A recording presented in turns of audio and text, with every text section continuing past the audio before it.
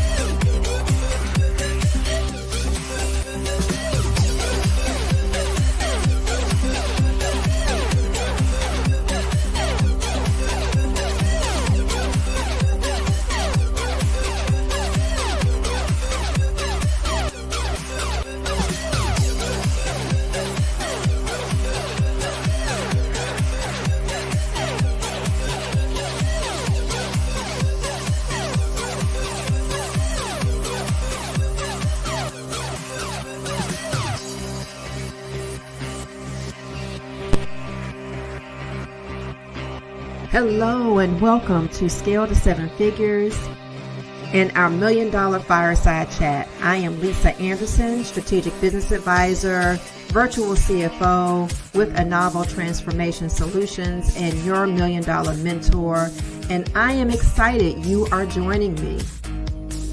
Scale to Seven Figures is an interactive group of small business owners in the business to business, business to corporate, and business to government markets who are ready to scale their businesses to the next level. Our group is an opportunity to share, learn, and grow together without competition. Each week, I bring tips, tactics, and strategies through our $1 Million Masterclasses and our $1 Million Fireside Chats. If you are not familiar with us, head on over to www.scaletosevenfigures.com and check us out. Now sit back, relax, and enjoy our next powerful conversation.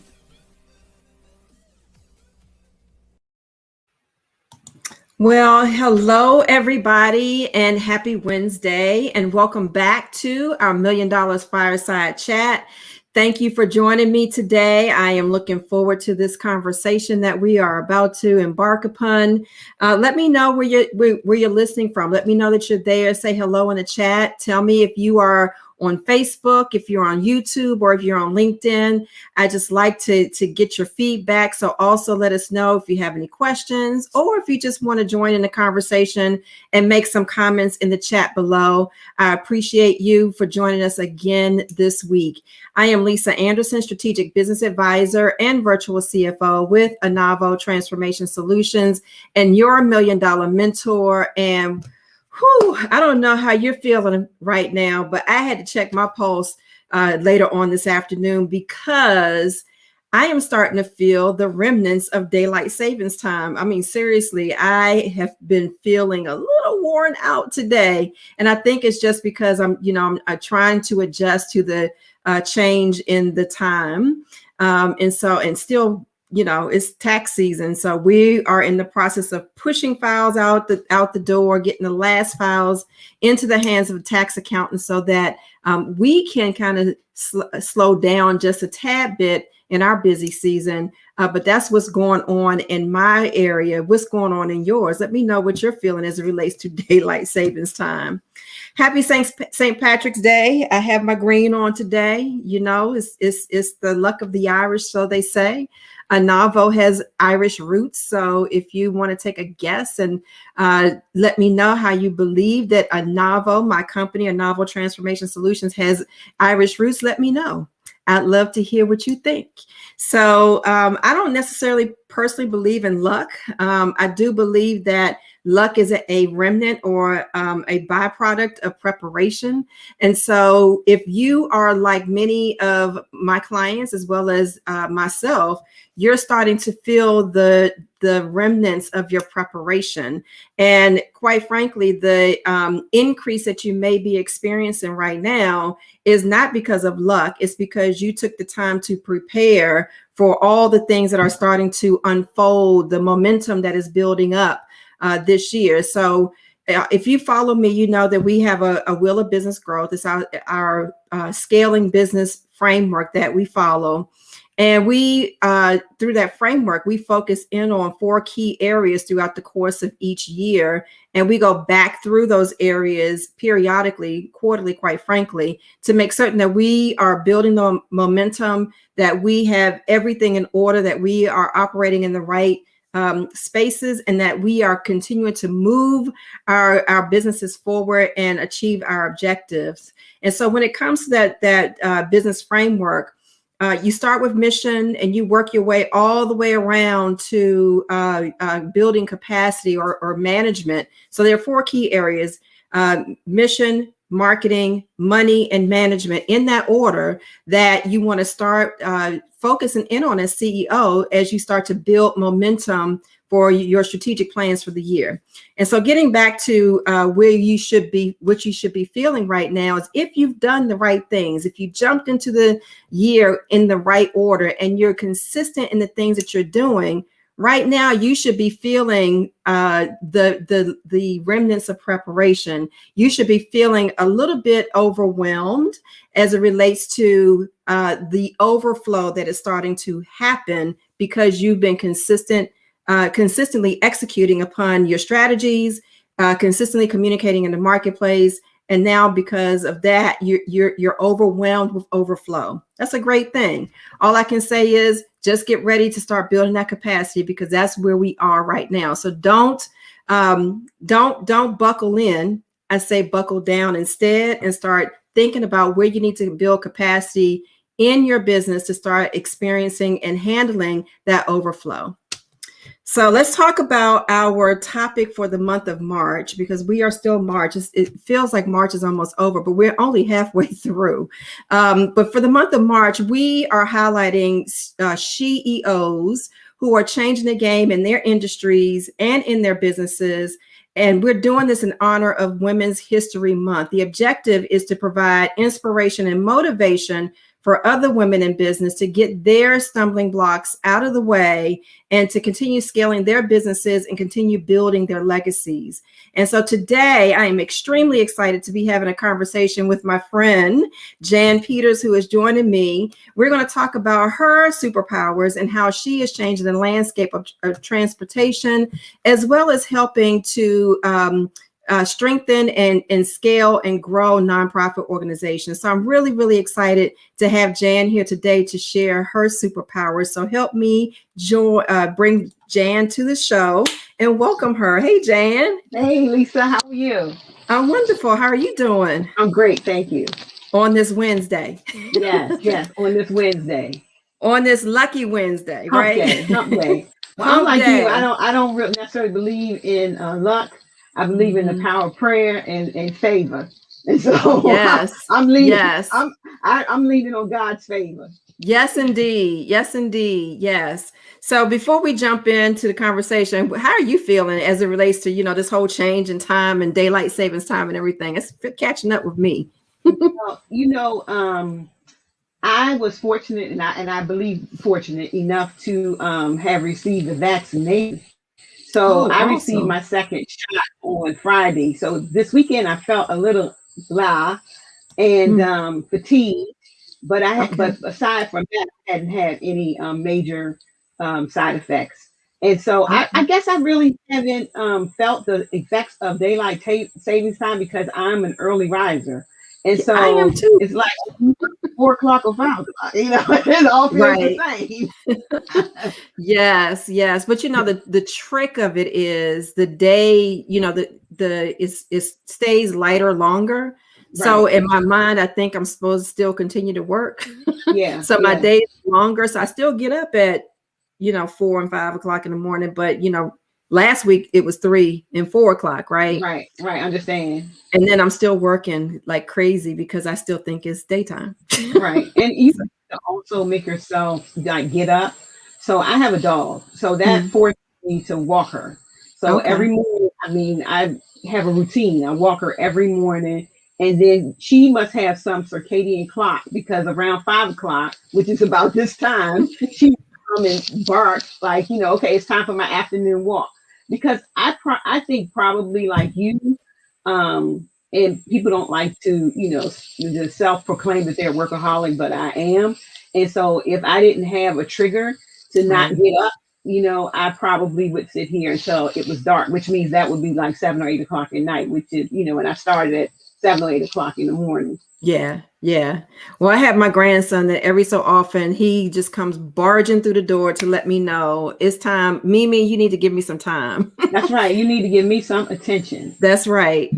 So he's with his dad right now, so he's not going to barge in, but he will do that on occasion. Okay. All right. Well, that's one of the blessings and obstacles of working from home. Absolutely. But people, I think have a higher level of tolerance for things like that. Whether the dog is barking or a baby is crying, because they know we're all trying to just get through. Yep, managing through it. This new place that we're in is not normal yet, but the new place that we're in. The new place that we're in, right, exactly. Yes. So tell us who you are and tell us a little bit about your business and what you do. Okay, well, as you said, I'm Jan Desper Peters, and I first and foremost am a mother and a wife, and my husband and I have 7 adult children, and 3 grandchildren. And so that is a lot to just, take in as far as family is concerned. Unfortunately, because they are adults and they don't live with us, even our youngest son does live with us when he's not in school, they have not been around that much. And so that's, I want to say traumatic almost, because we, just have not been able to see them. One of our daughters is getting married this summer, and she came by to drop off something, and we realized we probably hadn't seen her in a year. Oh wow! And so it is it's a lot to deal with, but we're getting through. I also am an entrepreneur. I own a transportation company, as you said, Higher Ground Transportation Services. I've been in business for over 14 years. And one of my passions, and one of the things that I've done for the last 25 or 26 years, is work in the nonprofit management space. So I didn't, start out thinking that was what was going to be my trajectory. I was a journalism major in undergraduate, and then I thought, hey, I'm going to work in government. So I got my master's degree in public policy. And then I got this opportunity to work at this small nonprofit in Baltimore, and just fell in love and have been in that nonprofit space ever since. Wow. Well, that's a big, difference. Right. It's a big difference. It's a big difference. I mean, I guess I can also say that I didn't think I was going to be owner of a transportation service. Right. That kind of, fell in my lap. I was thinking about, preparing for this show and having this conversation with you, and thinking about like what led me to believe that I could be or wanted to be an entrepreneur. And I was thinking about my first business that I had, and that was with one of my best friends, my sister, Larice White Wolf. And we had this company. Her name is Larice, but we call her Reese. I'm Jan, so we named our company J Ree. And so we did balloon decorations at special events. And then we parlayed that into favors and, all kinds of stuff. And we didn't really know what we were doing. We just thought we could do it. I went away to some Midwestern state, I don't even remember now, to learn how to do balloon artistry.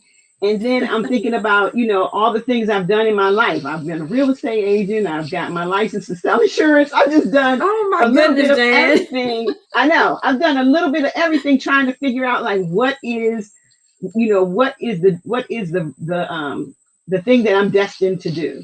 And so when the opportunity came to get the transportation service, I actually started with a friend of mine who owned a transportation company, and she was actually going to sell it to me. And then she decided, well, let's be partners. So, of course, again, as a person who didn't really know how to do due diligence on, acquiring a company, didn't have a person like you, Lisa, that I could call up and say, Lisa, can you help me think through this, walk through this, do some due diligence? Didn't have all that, and just kind of jumped in head first. And it was a disaster, right? Because, she was not the greatest business person either. And so it just wasn't a good fit. So since I had started learning the transportation business, I just bought some vehicles and, had some relationships with some contracts that she and I had. And I got those contracts and just started the transportation business. I would not suggest that to anybody that's listening, to just jump into a business where you have no knowledge of the industry, because there are so many federal, state, and local regulations around transportation. And so, just really doing your due diligence and doing a deep dive on what it really takes to stay in compliance is important. Yeah, absolutely. Well, honestly, when you think about business in general, I think we all get started some way. Through trial by fire, right? I mean, there's some things, even though when I started my business many, many years ago, I'd been in the business aspects, from a finance standpoint, you get to see everything. They say, if you really want to know what's going on inside a business, ask the accountant. Right, and it's true. It's true. We know all the stories. We know everything. Where all the bodies are buried. Where they're buried, where their stuff, all that. We know every bit of it. So when I started, I thought, I know this, I could do, operate a business, but there's so much associated with managing and operating a business that I think we all jump in through trial by fire, right? Yeah, I think so too. And actually, it's probably the story of my life, and that I have, it's made me have tougher skin. It's made me, really seek out information in a different way. I mean, when I'm thinking about even the pandemic, when I first realized that it was going to shut down all my operation, that was tough. Yeah. But because I had already been in business for 12 years or so, 12, 13 years, I had some tough times. So I'm thinking, okay, this is tough. This is going to be tough, but you've had some tough times and you've weathered the storm. Right. And Lisa, you work with a lot of businesses. I'm sure you can attest to some that can, just make it through to the light to the end of the tunnel, and some that just don't.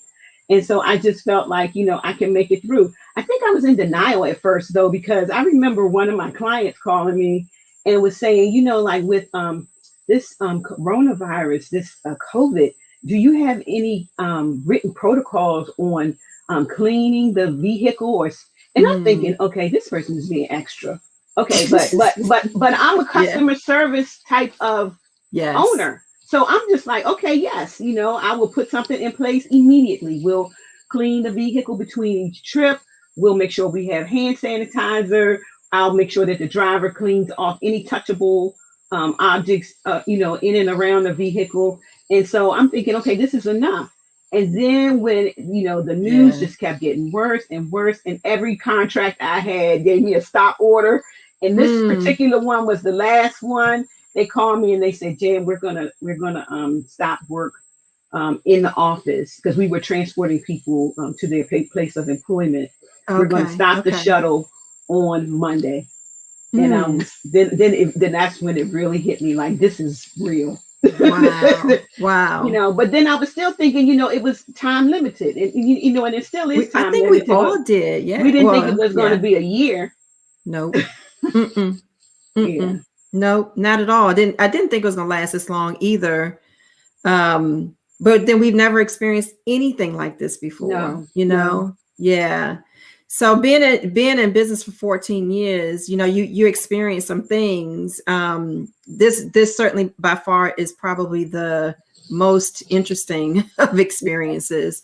So where are you now? Are you able to get the fleet back on the street, or how are things operating for you now? Well, I tell you what I did, because this time of year is the beginning of what I would call our peak season. I Okay. mean, outside of my contract work. So between now and say November, that's when, graduations are gearing up, Right. prom, weddings, all kinds of summer events, festivals, and things that people would use, trips that people were going on, Right. during the summer. And so we just, all that got obliterated from last year because it was complete Wow. shelter in place, right? Yes. Yeah. And and I'm a transportation company. It's kind of difficult to shelter in place or have everyone be 6 feet apart in a van or in a Right. bus, unless Hmm. you're going to severely reduce the capacity. So if Right. you then severely reduce the capacity and people don't have as many people, then they don't want to pay as much, Right. Hmm. because you have a 24 passenger bus, but I can only seat 12.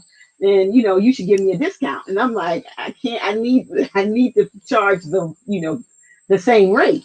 And Right. so it was tough.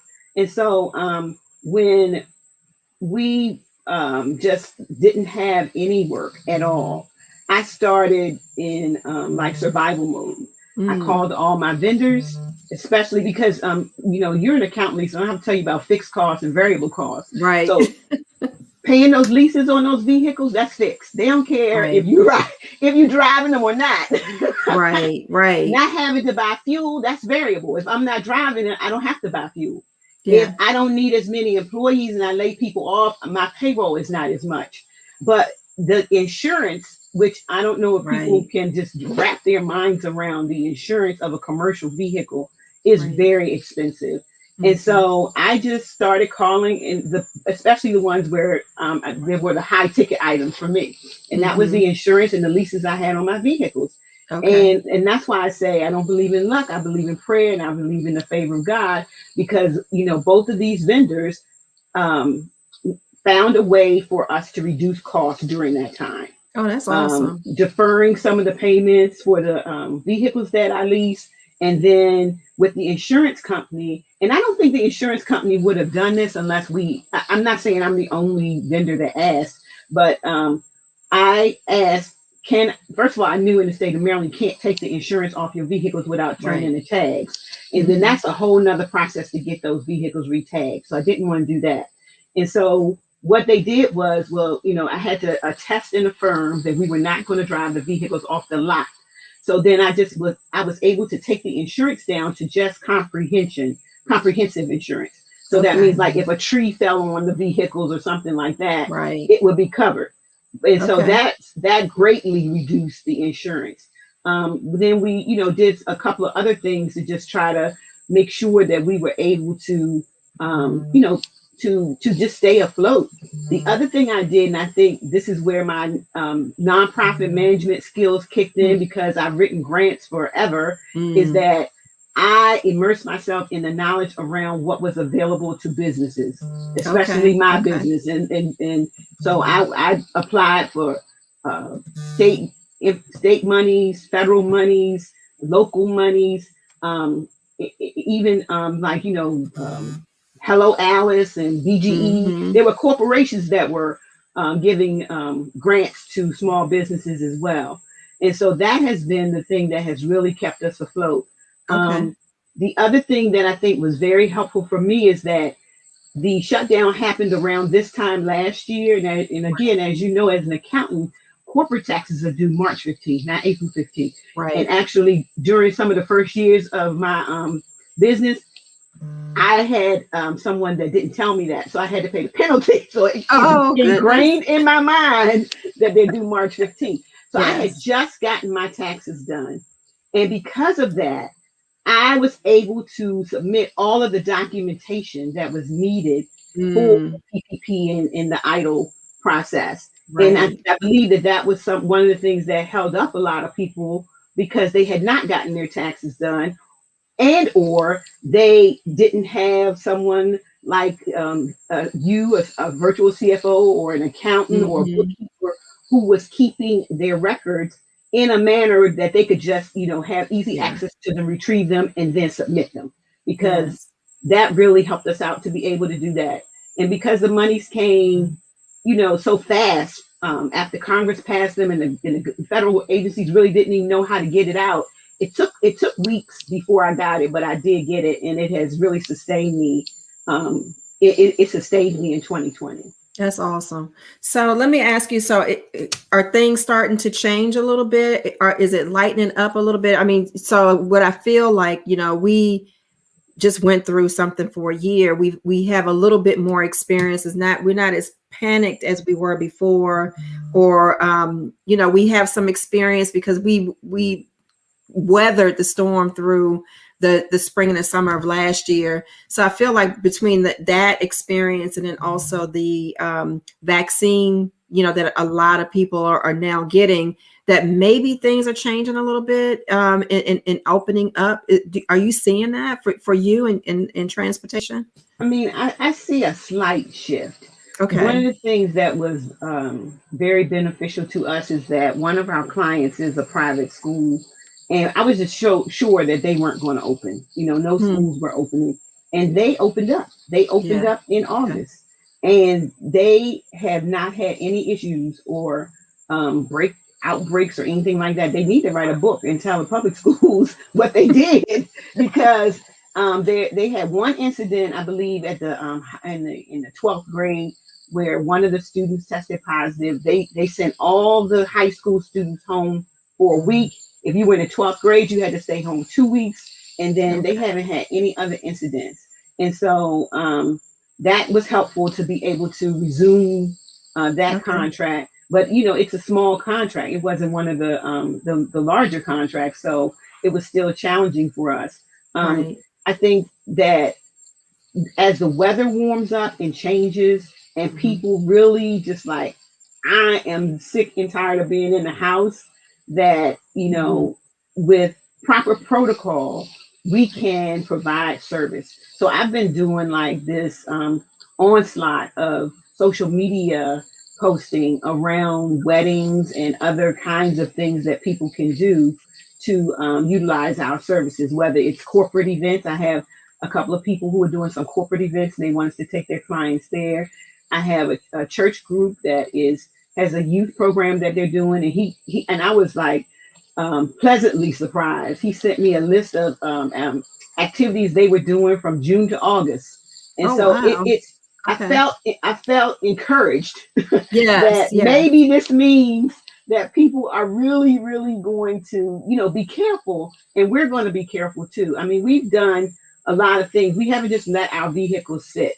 We have put in what's called sneeze guard, so it really is a barrier between the driver and the clients. We have cleaning. I have a written cleaning protocol for my vehicles.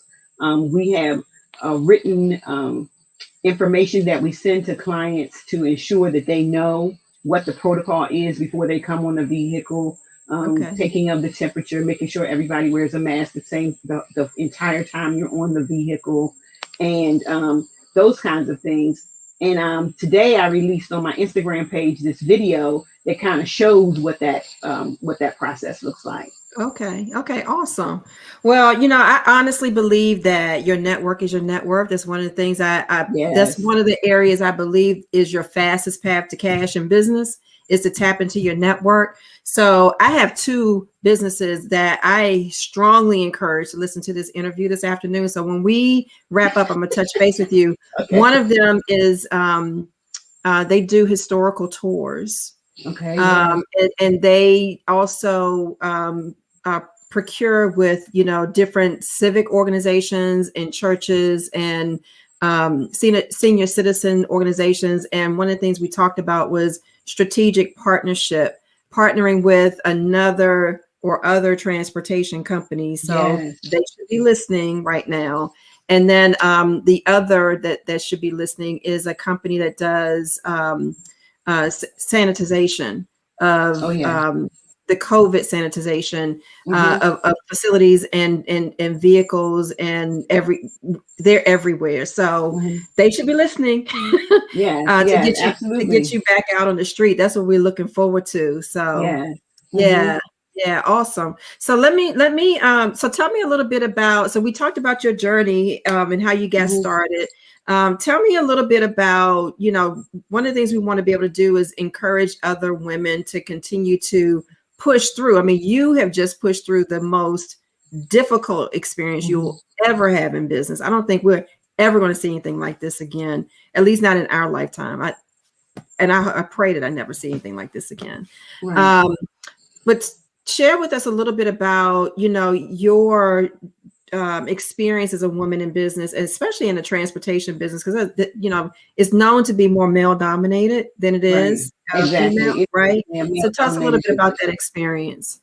So, just as a precursor to that, I wanted to say that one of the things that has really helped me kind of just push through is that I have a great inner circle, and I'm kind of glancing at your chat, and I see my line sisters in your chat, and I'm just so excited that I'm able to give them a shout out, Lisa, Stephanie, and Melly, because and I actually have Marlisa and Talithia and Sharon too. We have 7 of us, but just having a circle like that, I have other really, really close friends, and having them call me and say, are you okay? Did you know about? I heard that there was some money available. I have a friend who applied. Do you want to talk to them?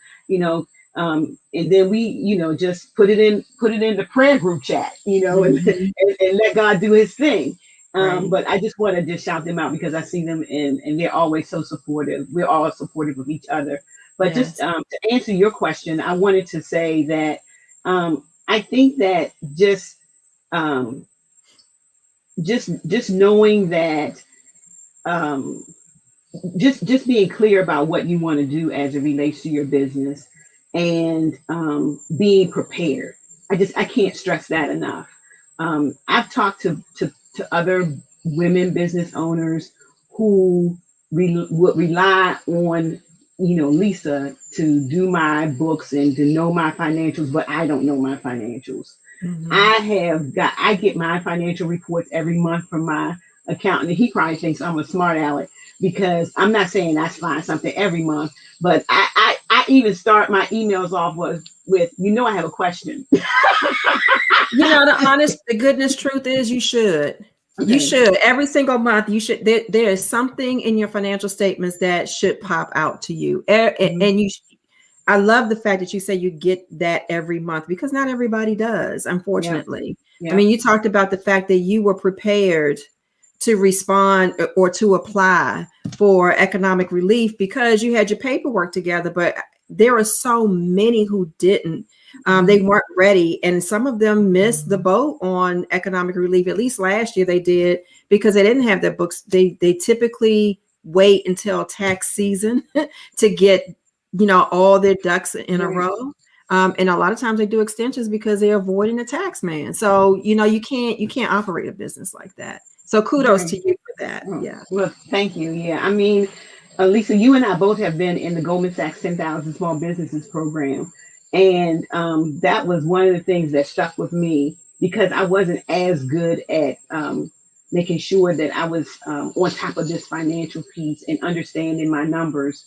Yes. And then through that program, that was one of the things they drilled into us, as an owner of a company, as an owner of a business, you have to understand your numbers. You should know what your profit margin is. You should know what you're paying for things. And if you can, adjust some things and maybe, negotiate a different price so that you can have a different bottom line. Like I said, I've worked in nonprofit management space and we share financials with board members who don't ask any questions. And most people don't know how to read a balance sheet. I mean, you look at it, you say assets and liabilities, but like really, what does that mean? But somebody gives it to you and you just say, okay. But when you go and you applying for a loan and they look at your balance sheet and it's negative equity, you start to learn quick, like, okay, how do I turn that around so that is not negative equity? So, the balance sheet is just that, a balance sheet. The assets are supposed to equal the liabilities. But there's also this thing called retained equity or whatever it is at the bottom. Mm-hmm. And if Retained that earnings. number, Yep. yeah, retained earnings, if that number is negative, that's not a good thing. And so Yeah. the other thing that was so wonderful and such a blessing is that we as small businesses, we were able to get monies that we probably would never have gotten if it wasn't for Absolutely. COVID. Yep. I had tried for years to get a line of credit. I've never been able to get a line of credit. And primarily because most of my business property was in my name. So I Mm. always had like a whole bunch of stuff I paid my bills, but I just had a whole bunch of stuff in my name. Right. And so just Mm-hmm. making that shift from learning how to put stuff in your company's name versus your name, and then also making sure that you stay on top of just things that you wouldn't necessarily think makes a difference, but it does. Yeah. People wanting you to be the personal guarantor for everything, the leases, the credit cards, there's a way to do that. And you're the expert, I'm not, but I just would implore people who are in business to also reach out to people who know more about things than you do. My mother used to say, you don't want to be a jack of all trades and master of none. And what I've learned in my 50 plus years is that, there are people who have skill and expertise in something, then I'm going to go to them. I'm Yeah. going to say, I see all three of my line sisters that are on the line, they're all attorneys. I'm going to go to them and say, Lisa, can you read this contract for me and let me know what you think? Because I'm Yes. not an attorney.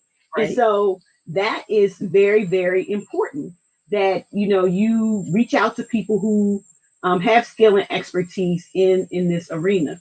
And I just remembered that I wasn't answering your question with regard to the male industry, the male dominated industry.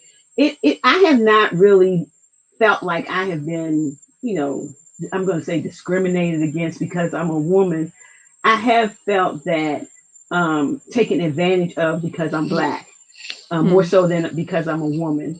And Okay. because I have minority certifications, people will take advantage of you in relationship to wanting you to bid so that they can get a contract, but then they never use you. And then the Hmm. people who are supposed to be making sure that they're in compliance aren't on top of their job to make sure that they're actually spending those MBE dollars with an MBE. Those kinds of things have been things that I have experienced more so than, you're a woman in a male dominated industry. Right. Right. Okay. Well, yeah, you're absolutely right. I mean, it's an interesting process to um, partner, right, with organizations and to continue to move forward. But there are some, that are out there. I always tell companies to look at three. There's power in three. Look at three types of organizations to partner with: the large business, the mid-sized business, and the small business. And there are reasons why. The large business has to do business with the smaller business because that is how they maintain some of those contract dollars, mainly on the state and local level. Mm-hmm. And so look for them for that reason. The mid-sized companies, they are interested in doing work with you because they're too big to be small, too small to be big. So they need a boost. And the Mm-hmm. boost comes through a partnership with somebody that has the certifications and the past performance, which is mainly the important thing, Yeah. to help them continue to move forward. And in a small business, once we learn something, once we learn how to do something, we should open the pathway for others. So reach back, grab a small business, and partner with them. So between those three, we can forge forward. But then it's also a vetting process too, right? Yeah, Because I see a lot of times we just business with just anyone. yeah, and that's what happens a lot of times. I have a certification. Let me go find they have to do business with me or they need me, and let me just. But no, you have to vet your relationships. You are marrying another organization when you're partnering with them, so you have to vet them in the very beginning, and it takes time. And a lot of small businesses don't want to take that time to vet. They don't want to go through the process of building the relationship. They want, give me contract. Right. Get Exactly. me in the door. So yeah, Yeah, this is that's good. very, very important. Very important that you vet your relationship. And the other thing that I was thinking when you were speaking is that definitely trying to identify those three types of organizations and not wait until you need to identify them. Like, Right. Yep. part of your drill during your work week should be, just setting some goals. I'm going to reach out to X number of people each month to Yep. just each other business owners who could possibly I could possibly partner with. The opportunity may not be immediate. I mean, we've been doing that for the last couple of months, reaching out to other Mhm. transportation companies just to see who's still in business, who thinks that their business is going to, be open and people are going to have a demand in the summer. Mhm. Is there any opportunity for us to get some of your extra work? We've been doing that. We've been trying to think outside the box as it relates to even contacting hospitals Mm. because they need to get their essential workers to work 24 Absolutely. hours a day, 7 days a week. Maybe public transportation is not available. Is that something that we can do? For Valentine's Day, I delivered flowers for a florist over the weekend. Wow. We also have been reaching out to funeral homes because Mm. funeral cars seat 7, but you're tight in a funeral car. Right. Our vans, which are executive level and they're black, they seat 14. So Okay. you can, and it's more space in our vehicle. So Right. maybe instead of a limousine, you can procure service with our company, and you can have more people who are still seated in comfort and in Yes. in luxury, if you will. And so Yes. just trying to just continue to think through, how we can do that, how we can make contact, what are the synergies between these other companies so that we can just, stay afloat until we get, more demand. That's Yeah. really what we're looking for, more demand. Yeah. Are you saying, so I know some government agencies have started to open up and bringing the workforce back in. Is slowly trickling in. Are you seeing any uptick in that as it relates to, providing campus transportation? Well, most I'm not sure exactly which agencies you're talking about, but like federal agencies, those are contracted opportunities. Hmm. And I did hire a business developer who is helping me to comb through the database to see who has those contracts. Okay. Are they up and running? Is there an opportunity for subcontracting? When are those contracts ending? Right. When are they going to put them back out for bid? Maybe I can bid on them this time. So we've Hmm. been doing a lot of that as well. Yeah. Well, this is 2020, and this whole year of, this experience is what I call the shaking of the tree, right? And in order Yes. for the tree to grow, you've got to get rid of dead limbs. You just have to. And Yes. then water the roots, and then it will grow. It will be strong. It'll last. Trees last forever, right? And so we had to go through this process because there's a lot of stuff. There's been for a long time a lot of stuff, a lot of noise, just a lot in the market. So this has shaken a few things loose. I am not, I feel bad for any company that has not been able to sustain themselves through this pandemic. Yes. But the reality is not everybody has and not everybody will.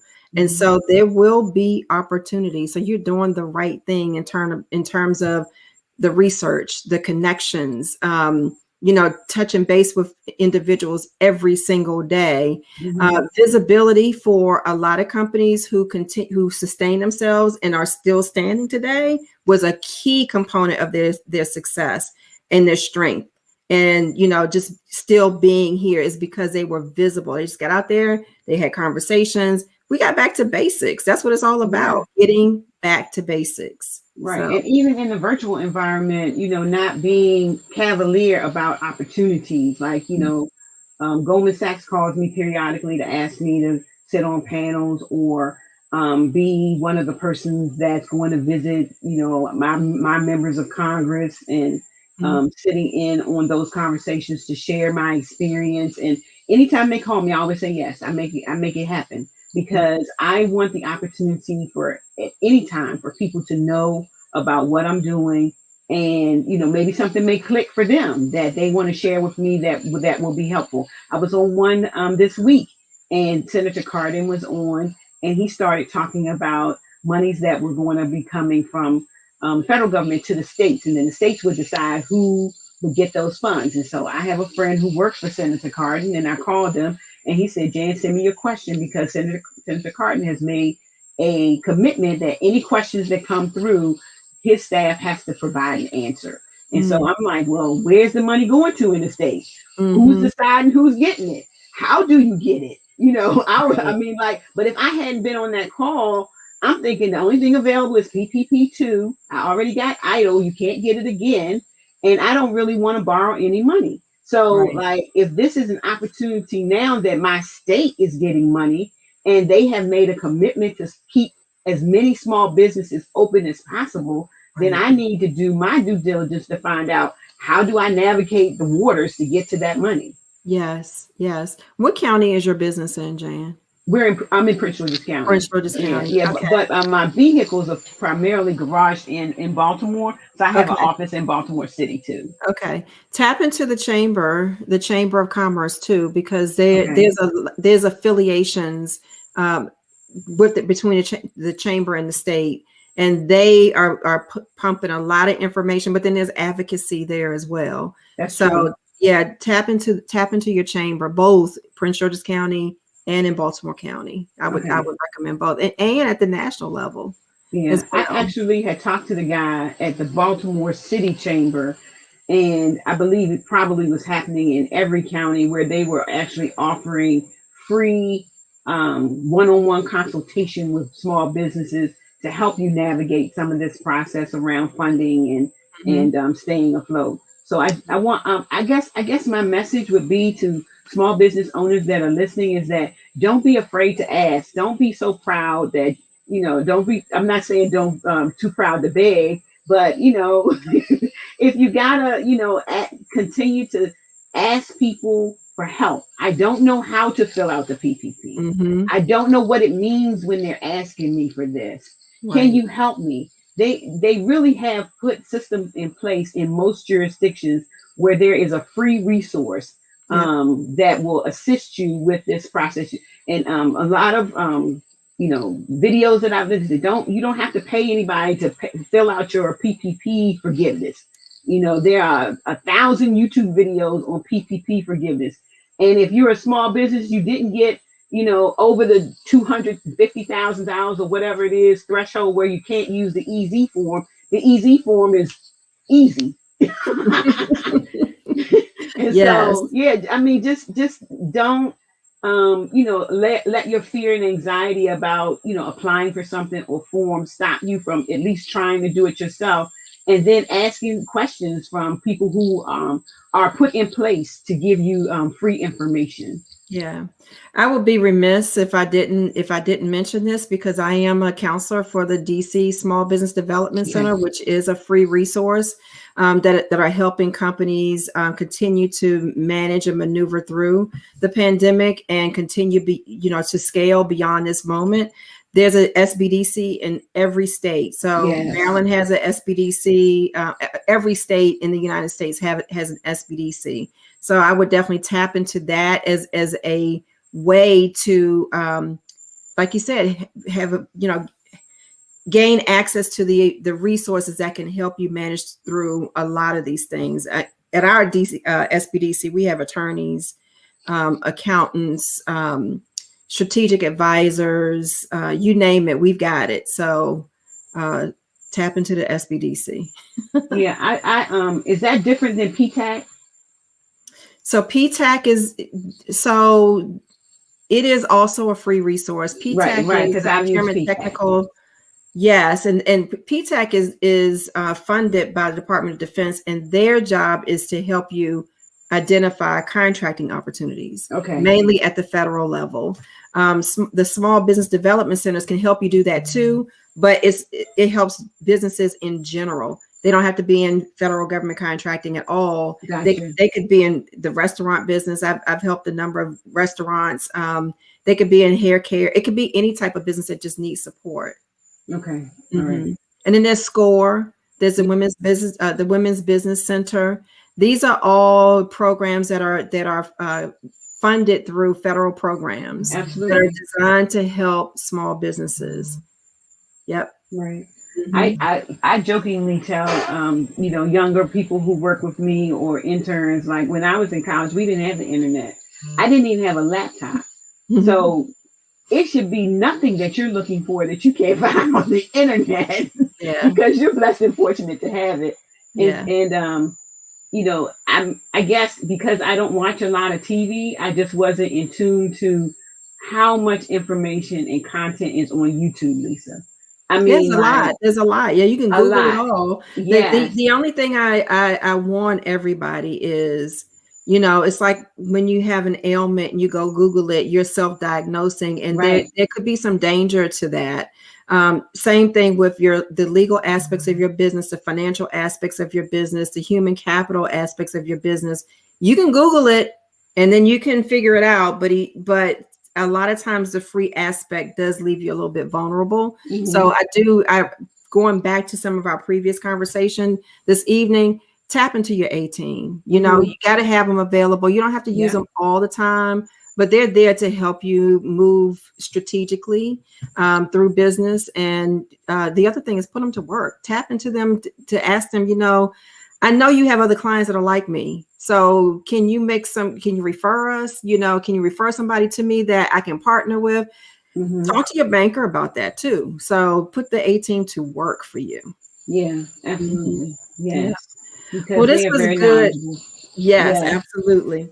This was good conversation. We went a little bit longer than I anticipated, but no, this was great. This was good conversation. I have three final questions for you. The first one is, what's next for you and your legacy? When people would ask me my why, how they do that when you're in those programs, and they always want to know, what's your why? And my why really is to make sure that my children and my children's children, future generations, don't have to worry about having a W-2 if that's not what they want to do. That they are able to secure opportunities, I'm not going to call it work, that will bring in income so that they can then be an asset to society. So my dream has always been as a person who has been in nonprofit space for so long, is to be on the side where you give away the money, not ask for the money, right? Right. And so my legacy really would be that I would leave an entity, a foundation, a body of work that would then help people in this, generation and cycles of poverty.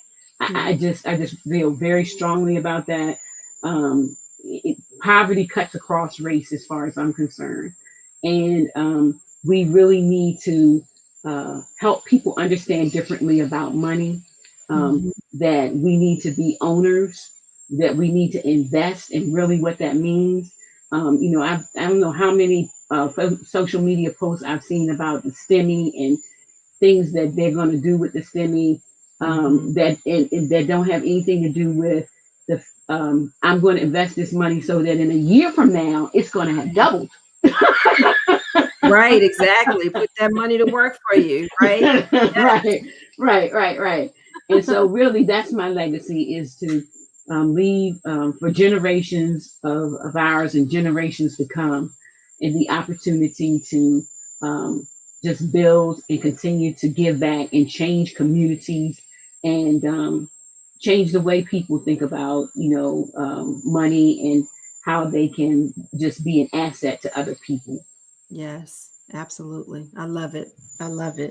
Legacy building. Yes. Communities and family, right? Yes, for the community and family, exactly.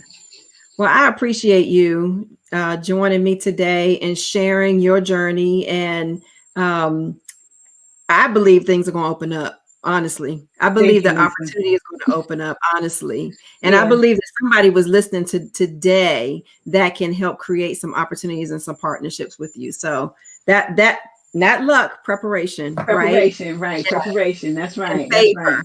And prayer favor. and favor. Prayer and favor. Exactly. Yes, absolutely. Thank you so much for asking me to be on and for being able to share my story. And I just want to let people know that if you're interested in taking a ride with Higher Ground, you can contact us through an email, sales@ridehigherground.com, or you can check out our website, which is ridehigherground.com. And there's a page there where you can insert your information to receive a quote. Awesome. And I'll tell you, I've used Higher Ground. I have. Right. Vehicles are beautiful. Customer service is fantastic. So give Janet and her team a call. Absolutely. Well, thank you, my friend. Thank you. We've got to get together, soon when things open up, and I get my vaccine next week. So. Oh, okay. All right. Yes. You feel a little blah the next day. I felt okay the first day. But I always say if you can have a baby, you can almost do anything. Isn't that something? Right. And then we forget about the experience. Then you forget it as soon as you see that little face, it's gone. All that pain and memory is gone. Yep. Go back and do it again. There you have it. Well, thank you, my friend. We will touch base again really soon. And much luck to you. Much success. Not luck. Much preparation and prayer and favor. Right. Thank you so much, Lisa. You too. All right. We'll talk soon. Okay. Bye-bye. Bye-bye. So there you have it. We have all been experiencing a lot over the course of this last year, but sustainability is one of the key components of business, and just being able to shift and manage through some of the most difficult times is necessary. Reaching out to your resources, whether they are through government assistance, through free programming, through tapping into your network. Those are the ways to help build and sustain where you are in business. I do believe that there's a lot of great opportunity that's on the horizon for Jan on both sides of the house, as it relates to the nonprofit side, as well as on the transportation side. I do believe that things are about to open up. So I want to thank you all for joining us this evening and listening to this great conversation. I will be back next week to continue our conversations with a super CEO. Laura Labovich with the Career Strategy Group is going to join us next week, and she's going to talk about the ways in which she is changing lives and organizations by nurturing the workforce. And it's going to be a great conversation. So join me here next week at 5 p.m. And until then, I am Lisa Anderson, Strategic Business Advisor and Virtual CFO with Novel Transformation Solutions, and your $1 Million Mentor. And I look forward to seeing you back here again next week. Take care.